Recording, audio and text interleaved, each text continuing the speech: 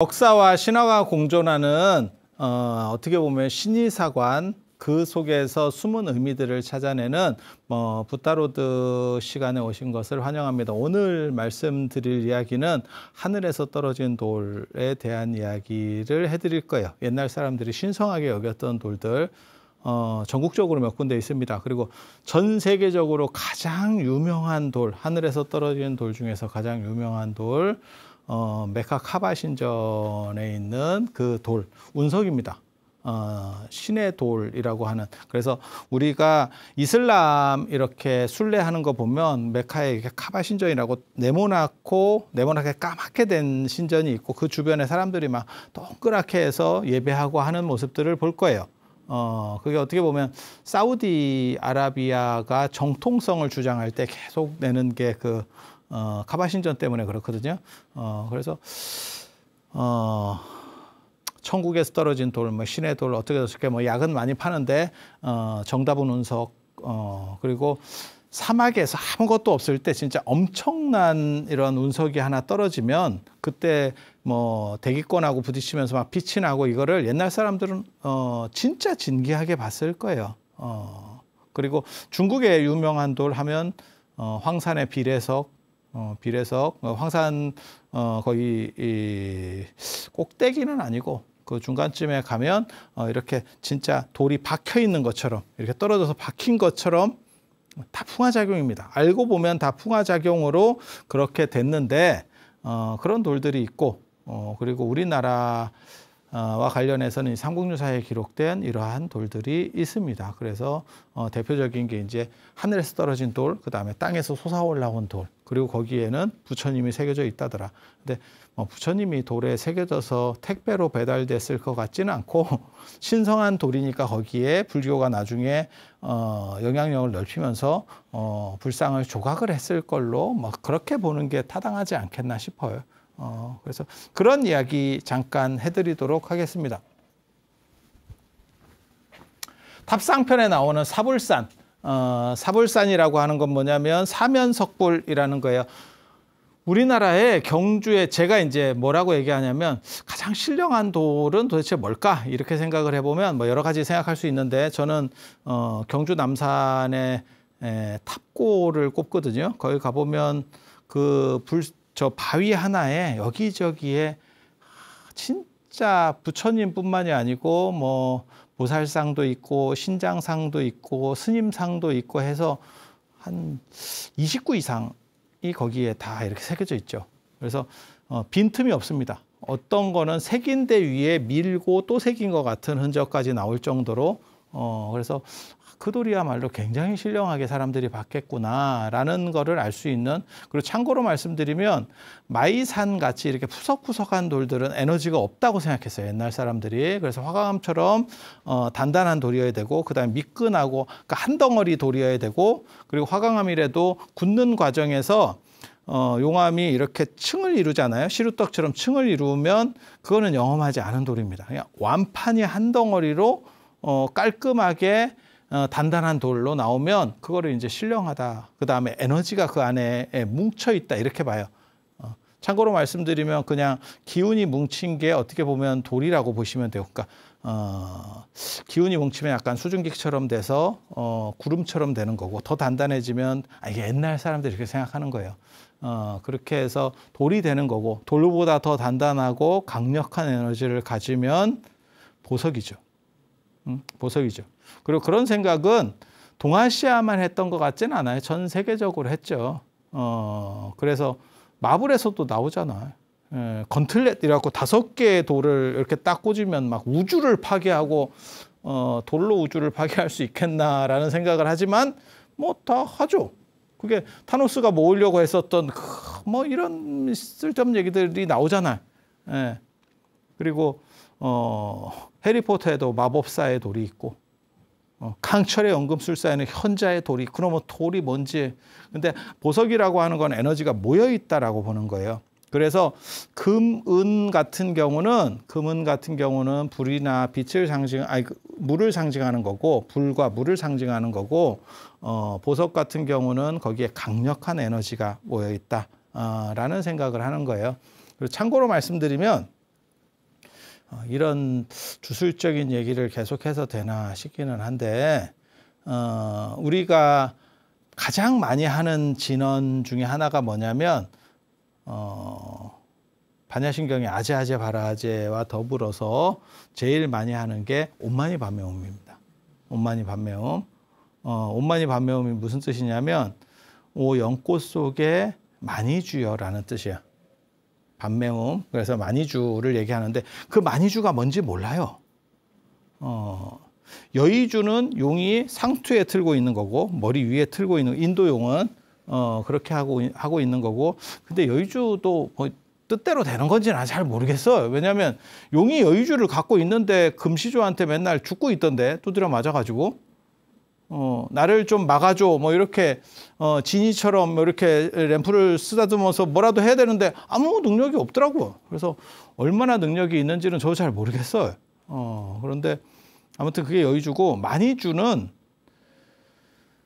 저도 안 봐서 모르겠는데 어떻게 만들어지는지는 쓰여 있는 거를 알아요. 인간의 본질이 무엇이냐라고 사람들이 예전에도 생각을 했어요. 몇천 년 전부터 그 생각을 했거든요. 그래서 가장 단단한 게 인간의 본질이 아닐까? 라고 생각을 해서 치아하고 뼈를 생각한 거고 그래서 뼈숭배라고 하는 게 만들어지는 거예요. 치아가 뼈보다 더 단단한데 문제는 치아는 타고나면서 가지고 나오는 게 아니라는 거. 그리고 치아는 나중에 빠지더라도 사람이 사는데 아무 큰 문제는 없어. 물론 불편하지. 하지만 내 정신이 반쯤 나간다거나 뭐 이런 일은 없잖아. 그래서 무슨 생각을 하냐면 치아가 필수 요소가 아니구나 라는 생각을 옛날 사람들도 해요. 아니 그렇잖아요. 그래서 가장 단단한 건 치아지만 치아가 본질은 아닌 것 같다. 그래서 뼈에 대한 생각을 하고 장기에 대한 생각도 합니다. 그래서 뇌냐 심장이냐 간이냐에 대한 생각도 해요. 그래서 우리 보면은 뭐 간 빼먹는다, 여우가 간을 빼먹는다는 운동, 뭐 심장을 무슨 뭐 아즈텍에서 심장을 뭐 바쳤다는 운동, 뭐 별로 소리들이 다 나오거든요. 그리고 뇌도 관련이 있죠. 그래서 지금 오대산 중대 보궁에 보면 뇌살이라는 얘기가 나오고 그다음에 봉정암에 가도 불내보탑이에요. 그게 뇌살이에요. 뇌살이. 예. 그래서 그런 식 개념들도 나오게 되는 거고. 근데 이런 부분들이 사실 이런 장기나 뇌는 사람이 죽으면 금방 부패해요. 그래서 미이라 만들 때도 장기는 옆으로 해서 빼고 그게 이제 헤로도토스의 역사나 이런 데 보면 나오거든요. 그리고 저 이집트 카이로 박물관에 가면 그 미이라를 만들 때 썼던 석판이 있죠. 거기서 해부했었던 석판이 유물이 남아 있죠. 그렇다 보니까 뼈 중에서 이제 생각을 하게 되고 그래서 결국은 뼈숭배거든요. 그래서 부처님 돌아가셨을 때도 열반하셨을 때 화장을 했을 때 나오는 건 뼈입니다. 예. 그러니까 뼈살인 거예요. 그래서 영골, 신골이라고 보시면 돼요. 그래서 아쇼카 왕이 84,000탑 만들 때도 다 그 뼈를 이렇게 쪼개서 이렇게 분화시켰을 거예요. 그래서 연대가 오래되고 이러한 사리들은 전부 다 뼈로 나오고요. 구술로 나오지 않습니다. 이게 구술로 이해가 되는 건 어느 시점부터냐면 이 이야기를 이제 해드릴 건데 보적경이나 이런 데서 그런 얘기가 나오는데 이 우주가 파괴될 때 다른 거는 다 파괴가 되는데 뭐 광음천이나 이런 데까지 신들의 세계도 쫙 파괴되고 이 광음천 위쪽부터는 파괴가 안 돼요. 그런 얘기들이 있어. 그거 뭐 대비바사론이나 이런 데서도 그런 게 나오고 구사론에서도 그런 게 나와요. 그래서 쭉 파괴가 되고 이 세계도 전부 다 파괴가 된다는 거예요. 근데 그때 사리는 파괴가 되지 않는데 사리는 파괴가 되지 않고 사리가 질적으로 변화를 일으킨다는 거예요. 그 에너지를 받아서. 그래서 만들어지는 게 마니주입니다. 그래서 구술사리의 원형이 이러한 썰에서부터 시작되는 게 아닌가라는 생각을 개인적으로는 하고 있습니다.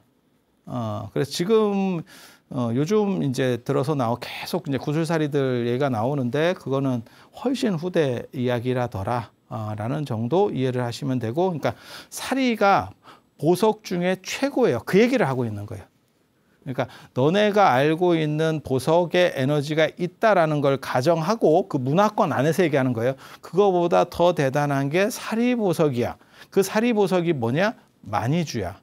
그래서 오늘날까지도 온마니 밤매옴이 내려오고 있다는 거. 야, 이 온만이 반배운과 관련된 찌란 신기한 이야기 이거 누구한테 듣겠어? 그게 야, 내가 생각해도 참 나는 대단한 것 같아. 그래서 그런 식으로 되는 거고, 돌이라고 하는 건 아무래도 보석보다는 좀 떨어지잖아요. 하지만 바위 숭배라는 거는 전통적으로 있었어요. 그래서 우리가 그 예전에 그 김수로왕 얘기할 때도 구지봉에서 짝대기를 두드리면서 거부가 머리를 내밀어라. 그게 대부분 다 그런 게 돌과 관련된 이야기들이에요. 돌과 관련된 이야기. 자, 봅시다. 진평왕 46년, 이 양반이 한 60년 재위를 하니까 지금 이런 일이 벌어지는 거예요. 46년이라고 하는 말도 안 되는 재위 기간이에요. 624년에 당나라 초기입니다. 당나라 초기. 그때 하늘에서 붉은 비단을 싼 바위가 중령 동쪽에 떨어졌대. 예, 중령 조령. 우리 들어를 모셨잖아요. 저도 못 가봤습니다. 그런데 그걸 기점으로 해서 영남이라는 지명이 나오는 거죠. 중령 도령. 그래서 이 중령 쪽에 저 바위가 붉은 비단으로 쌓여서 큰 바위가 하나가 산꼭대기에 떨어졌다는 얘기거든요. 그래서 이게 뭔가 택배가 하늘에서 떨어진 거예요. 붉은 비단에 쌌다는 거는 부정한 거를 다 털어냈다라는 뜻이에요. 여러분 예전에 함 쌀 때 붉은 비단 이런 거 싸던가요? 붉은색 아니면 황색 씁니다. 황색. 황색은 보통 치자물 이런 거 들여서 예전에 썼었는데 그렇게. 그래서 삿된 거를 다 쫓아내고 그 집에 들어갈 때 나쁜 것은 따라 들어가지 못하고 잘 화합될 수 있도록 그렇게. 이런 건 다 상징이에요. 실제로 그러냐 어쩌냐, 그런 거는 모르겠고 일단 그런 의미로 다 쓰는 거예요. 그래서 하늘에서 신령하게 딱 떨어졌는데 그걸 펼쳐보니까 뭐가 나왔느냐? 사면에 부처님을 새긴 큰 바위가 있는 거예요. 그게 문경 대승사 지금도 있습니다. 그 위쪽으로 올라가면 거기 이제 사면석불이 있어요. 근데 거기가 조금 바람이 심한가 봐. 그래서 풍화작용으로 마모가 많이 돼서 알아보기가 쉽지 않아. 제가 사진 올려놨는데 PD님이 이렇게 같이 넣어드릴 거예요. 여기 있네. 여기 보여? 안 보이면 노안인 걸로. 그래서 사면석불이 이렇게 떨어졌다. 사면석불이 뭘 의미하는지는 정확하게 몰라요. 근데 보통 이제 탑 같은 데 사면석불을 쓸 때는 동방의 아촉불, 남방의 보생열에 아촉이나 안 그러면 약사를 씁니다. 약사열에. 그다음에 서방의 아미타불, 북방의 불공성취 또는 석가모니. 뭐 이 정도를 씁니다. 이 정도를 씁니다. 그런데 저런 조각들이 저렇게 세트로 딱 맞춰져 있는 경우는 거의 없어요. 저런 사면석불에는. 보통 탑은 한 세트로 만들기 때문에 딱 의도해서 만드는데 저런 사면석불은 하나 만들고 누가 다음에 또 만들고 이렇게 추가되는 것 같아요. 그래서 이게 룰이 일정하지 않아. 일정하지 않아. 그래서 그게 떨어져서 그 옆에 이제 절을 창건했다는 거예요. 그게 이제 저 대승사의 어떻게 보면 창건설화예요. 그래서 그 얘기를 임금이 듣고 그 옆에다가 절을 창건했다라고 하는 거예요. 그래서 대승사 개인적으로 제가 굉장히 인연이 있다라고 생각하는 절이거든요. 거기가 나홍 스님 출가 사찰입니다. 대승사 묘저감으로 나홍 스님이 묘연 스님 밑으로 해서 출가를 하고 그렇게 해서 저한테는 인연이 있는 절인데 제가 나홍 스님으로 박사 논문을 써가지고 그래서 대승사를 이렇게 창건하고 그리고 거기에 법화경을 읽는 스님이 있었대. 그러니까 스님으로 하여금 비구 스님으로 하여금 법화경을 읽도록 했대. 굉장히 재밌는 구절이에요. 이 얘기는 뭐냐? 지금 시기적으로 봤을 때 624년으로 보면 수나라 때하고 당나라 초창기에 뭐가 유행하냐면 천태종이 유행합니다. 천태종이 법화경을 중심으로 어떻게 보면 기본 경전을 법화경으로 놔요. 그러니까 수나라 때 천태종, 당나라 초기에 수나라 천태종, 그 다음에 당나라 초기에 화엄종, 그 다음에 당나라 중기부터는 어떻게 보면 선종, 이렇게 이제 바뀌어간다라고 생각하시면 되거든요. 그래서 천태종도 그때 강남에서 빨리 강북으로 딱 올라갔어야 되는데 수도가 바뀌고 쉽게 말해 중심지가 바뀌면 딱 옮겨가야 되는데 하다가 나중에 화엄종이 등장하면서 밀리기 시작하거든요. 그래서 수나라하고 당나라 초기, 아주 초기까지는 천태종이 더 강력해요. 그리고 천태종은 묘법연화경, 법화경을 중심으로 하고, 그런데 법화경이 완전 중심이 아니기 때문에 천태종이라고 한다. 전에 제가 그런 말씀 드렸어요. 화엄종은 화엄경을 중심으로 하니까 이름이 일치가 되는 거고, 여기는 법화경을 중심으로 하지만 자기 내용이 굉장히 많아요. 천태지자대사에 자기가 만들어 놓은 내용이 굉장히 많아. 그래서 그걸 합쳐서 하다 보니까 천태종이 되는 거고, 그래서 약간 결이 달라요. 근데 여기서 지금 법화경을 읽는 스님이 등장한다라고 하는 거는 천태종의 영향으로 봐도 돼요. 그리고 참고로 말씀드리면 천태종이 우리 한반도로 본격적으로 들어오는 거는 대각국사 의천 때, 고려 문종의 넷째 아들이 대각국사 의천 때 들어오는 거예요. 그러니까 천태종이 제대로 들어온 건 아닌데 영향을 발휘하고 있는 거예요. 옆에 나라에서 굉장히 커지니까, 떡상하니까 뭐 생각하시면 되냐면, 우리도 뭐 그런 거 있잖아요. 아마존이 들어오진 않았는데 아마존이 막 떡상을 하니까 쿠팡을 만들고 있네. 아니 그렇잖아요. 이게 굉장히 재밌잖아요. 구글이 떡상하니까 네이버를 만드네. 뭐 그런 거 있는 거죠. 그래서 그런 정도라고 생각하시면 돼요. 그래서 법화경을 계속 읽었대. 법화경하고 열반경은 부처님을 완전히 신적으로 여기는 그런 전통이 있어요. 그래서 법화경이나 열반경을 많이 하면 어떤 강력한 에너지들을 받는 경우들이 많이 있습니다. 이게 조금 달라. 조금 달라. 그래서 그렇다 치고, 그래서 법화경을 읽고 향공양을 계속했대.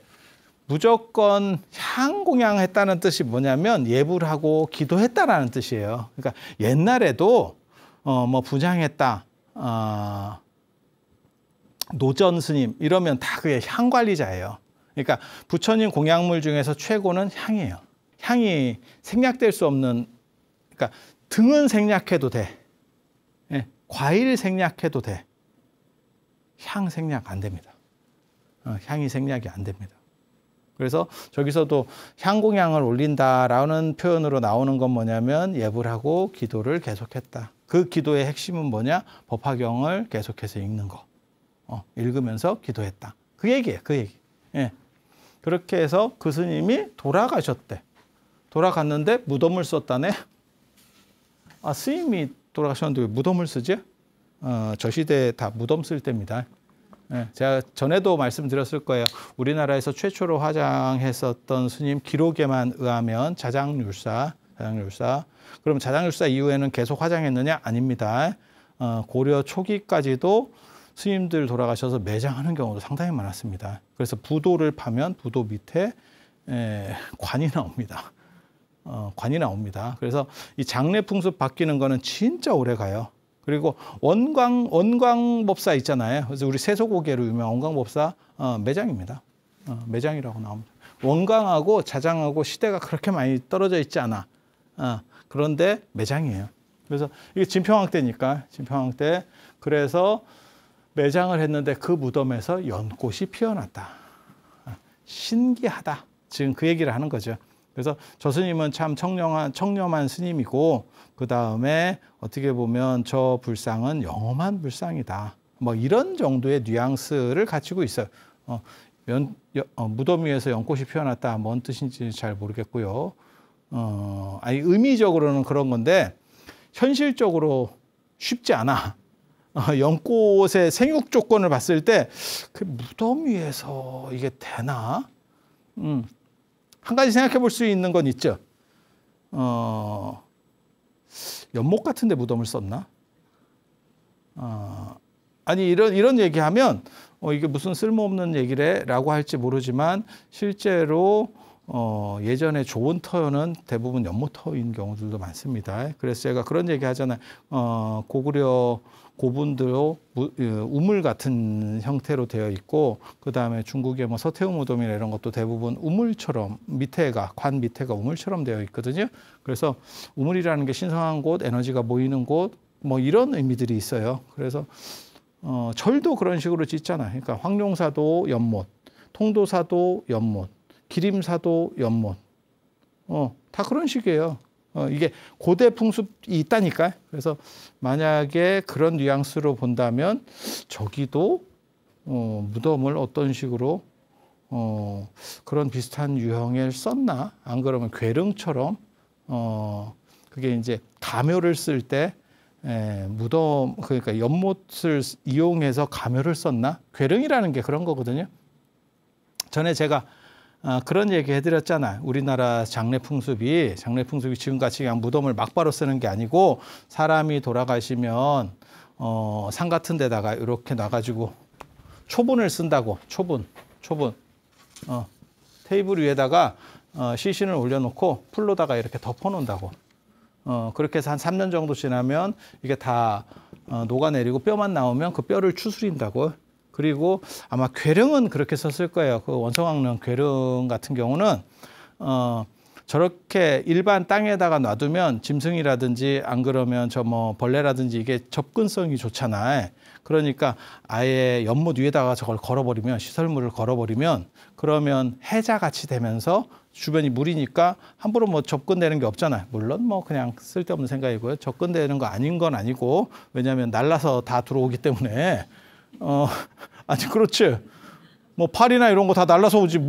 그게 육상에 있는 개미나 이런 애만 좀 못 오겠지.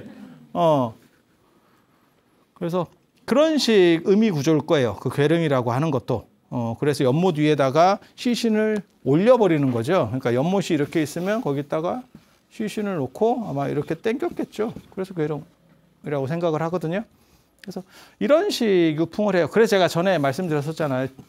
우리가 장례 지낸다라고 하는 글자가 이게 지금 이 테이블에 해당하는 거고, 이게 시신에 해당하는 거고, 이게 풀에 해당하는 거라고. 그래서 저 스님도 그런 식으로 했나? 안 그러면 저게 일반 무덤 봉분 구조에서는 연꽃이 핀다는 게 이게 가능한가? 우리가 신심이 부족해서 그럴 수도 있어요. 저 스님은 이제 이적을 부리는 스님이니까.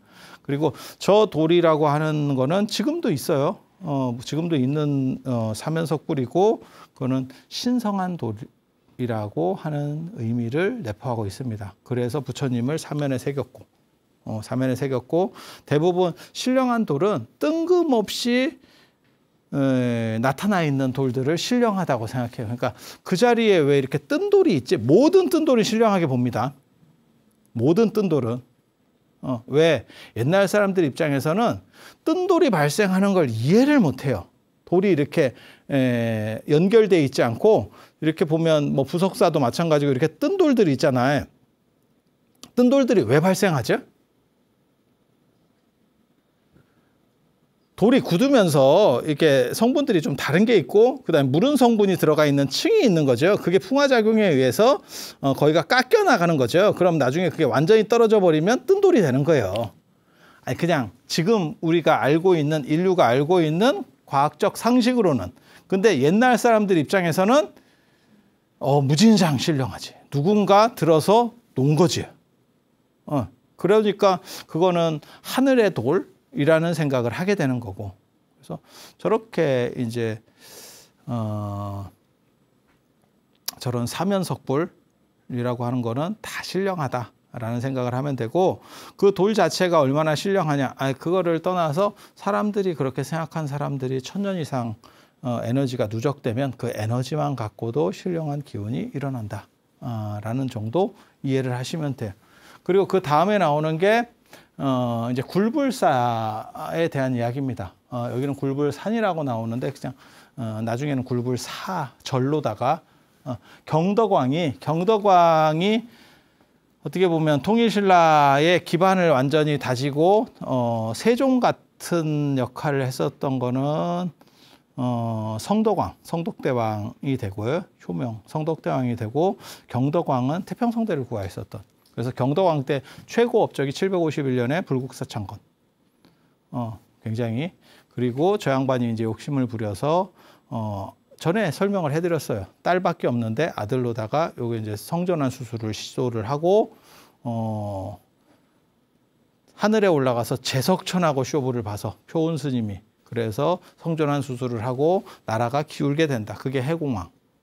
그래서 성덕왕 때가 어떻게 보면 최고 피크 중에 하나입니다. 그래서 성덕왕 때 산신들이 나와서 대전에서 뭐 춤을 추고 뭐 이런 이야기들이 있습니다. 그거는 태평성대라는 뜻이에요. 뭔 산신이 나와서 뭐 춤을 추겠어. 그래서 이 경덕왕 때 관련해서 사실은 이야기들이 많아요. 그런데 경덕왕이 백률사로 갔대. 그러니까 경주에서 북쪽에 금강산이 있거든요. 경주 북쪽에 포항 가는 쪽에 금강산. 거기에 이제 자추사라고 하는 절이 있고 그다음에 그게 이제 자추사가 나중에 백률사가 되는 거고 이 백률사가 2차돈이 순교할 때 그 머리가 날아가서 떨어진 절이고 2차돈의 추모 사찰이에요. 그래서 신라 불교에서는 어떻게 보면 저 백률사가 선산 도리사보다 더 유명해. 그래서 도리사는 안 가보신 분도 많고 그다음에 별로 유적 규모도 별로 안 커. 그런데 백률사는 경주 바로 옆에 있었고 도리사 가보셨어요? 선산 도리사? 거기가 이제 모래정, 모래 우물도 있고 그다음에 지금은 지자체 차원에서 절을 좀 키우는데 절이 컸었던 절인가를 보려면 사실은 유적들을 이렇게 보면 되거든요. 근데 별로 컸었던 절 같지는 않아요. 그래서 거기가 어떻게 보면 신라 불교의 시작점인데 백제 불교는 법성포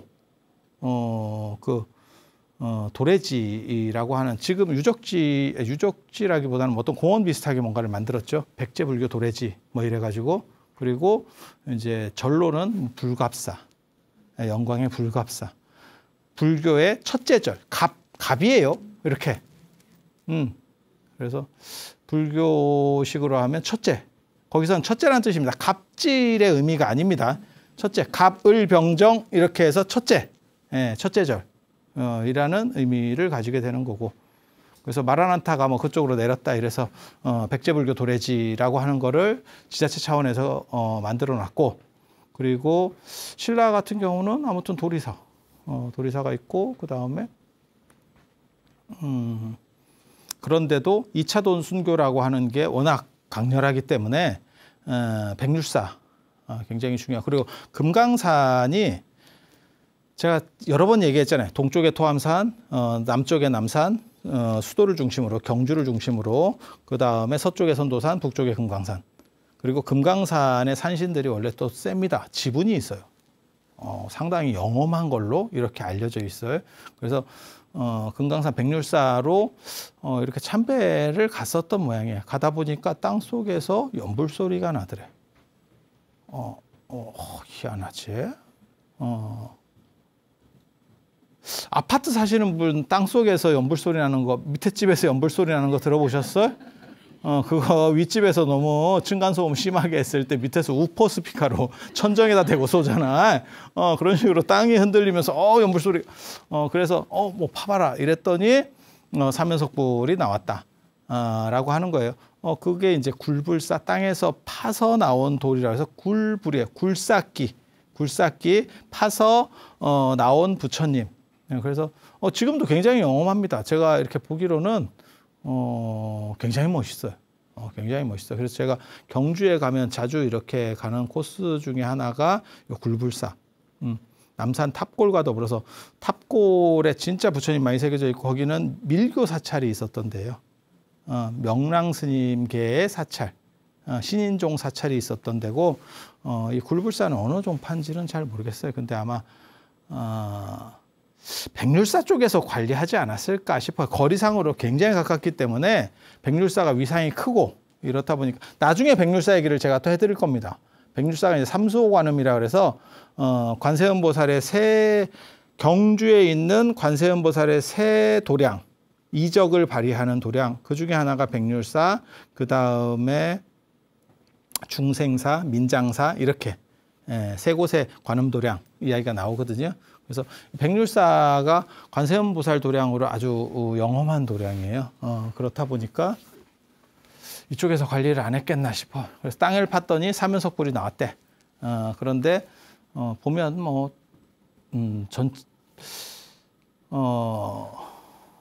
사불산하고는 약간 틀려. 사불산은 진짜 바위에 이렇게 생긴 바위에 사면석불을 새긴 거고, 이 굴불사 같은 경우는 바위에만 새긴 게 아니고 앞쪽으로 이렇게 도드라져 있는 구조물들이 있어요. 그러니까 보살상이나 이런 분들은 앞쪽으로 따로 떨어져 있죠. 그래서 그 위에다가 이제 나중에는 덮개가 덮어졌을 거고, 그렇게 해서 법당이 만들어졌겠죠.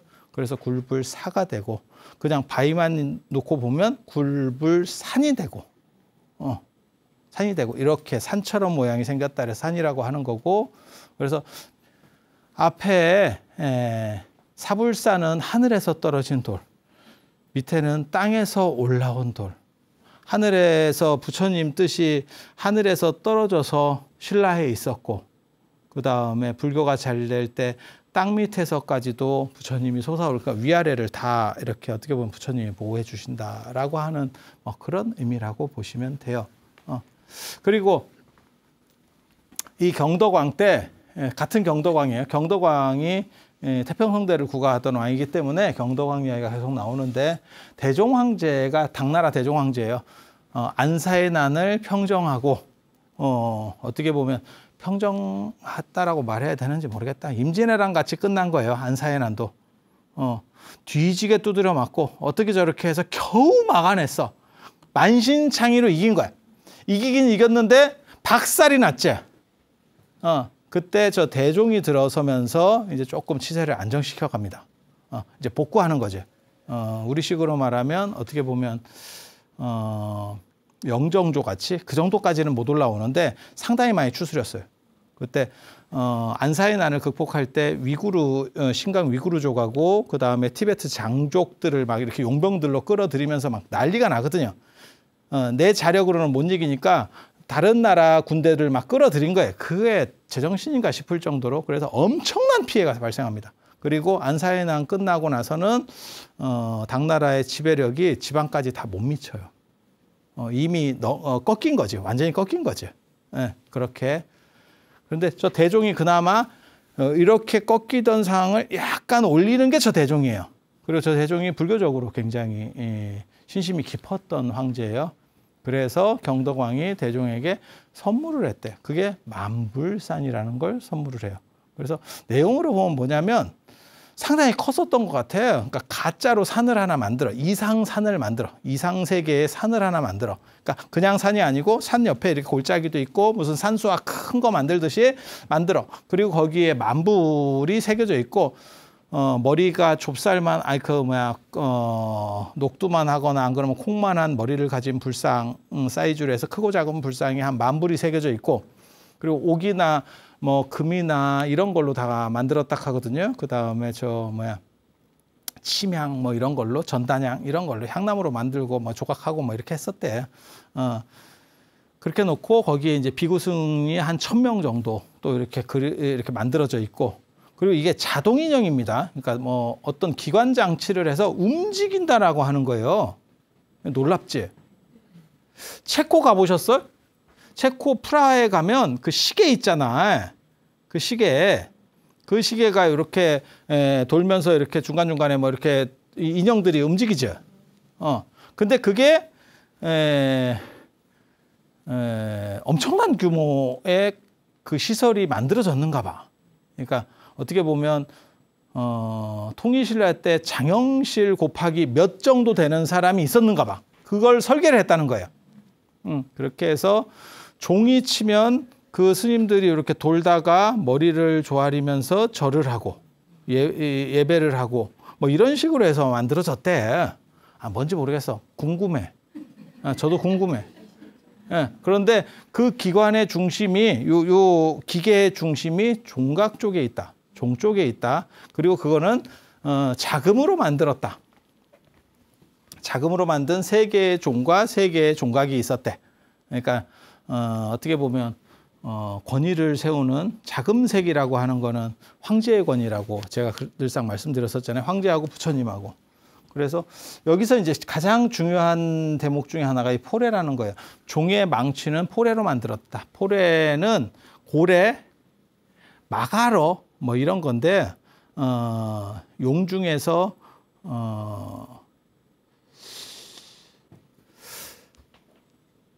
그러니까는 종의 맨 꼭지에 있는 게 포례라고 하는 조금 소심한 용이 있어요. 용 중에서 약간 애가 소심하고 잘 우는 애예요. 그리고 그 닭목은 고래 모양으로 만들었다 하는 거거든요. 그게 마가러인데 정확하게 말하면 고래라기보다는 마가러라고. 그래서 바다에 사는 괴수 일종의 그냥 그런 식으로 생각을 해봅시다. 그래서 용이 개한테 C급을 한대. 개만 보면. 그래서 닭목을 그 형상으로 물고기 모양으로 큰 고래같이 만들어서 이렇게 치면 이 포례가 종 맨 위에 있다가 통일신라 시대 종의 특징은 종 맨 위에 용이 한 마리가 있거든요. 한 마리가. 그 개 이름이 포례예요. 그래서 걔가 울 보고 심장이 약해서 자꾸 이렇게 겁이 많아. 그래서 걔만 보면 이 마가러만 보면 C급을 하는 거예요. 그래서 걔가 닭목으로 이렇게 치려고 다가오면 다가오는 것만 갖고도 막 운대. 그래서 종소리가 잘 난다라고 하는.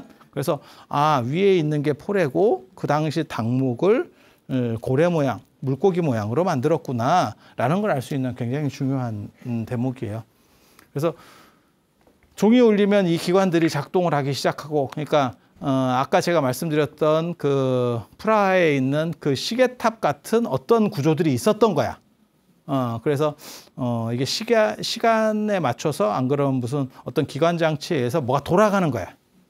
어떤 흐름들이 있었던 거고, 그래서 거기에다가 또 구광선이라고 해서 9개의 이렇게 빛나는 어떤 부채 같은 걸 꽂아놨는가 봐요. 이렇게. 그래서 그걸 불광이라고 하고 이렇게 해서 그걸 선물로 줬대요. 저 대종에게. 그랬더니 대종이 너무너무 좋아해서 그걸 내불당에 모셔놓고 야, 이걸 봐라 라고 얘기를 했대. 그때 누가 있었냐면 밀교에 불공삼장이 있었어요. 대종 앞에 황제가 당 현종이거든요. 현종 시대 때 밀교에 3대사가 있어요. 그게 이제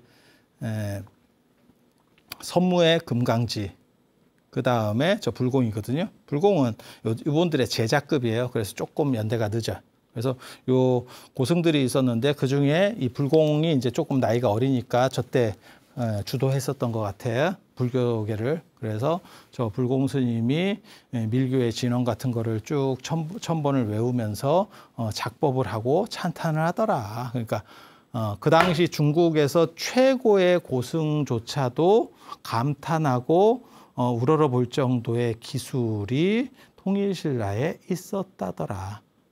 라는 이야기를 전해주는 그런 내용이라고 생각하시면 되겠습니다. 그래서 사불산이라고 하는 하늘에서 떨어진 부처님 돌, 그 다음에 굴불산이라고 하는 땅에 솟아 올라온 돌, 만불산, 만불을 새겨놓은 어떠한 기이한 가산은 가짜로 만들어 놓은 산의 형상. 그래서 어떻게 보면 불국토를 하나를 설치를 해놓는 그런 내용들이 이 삼국유사의 요 기록이라고 이해를 하시면 되겠습니다. 그럼 이상 마치고 다음 시간에 더 진귀한 내용으로 찾아뵐 수 있도록 그렇게 하겠습니다. 자, 들어주셔서 감사합니다.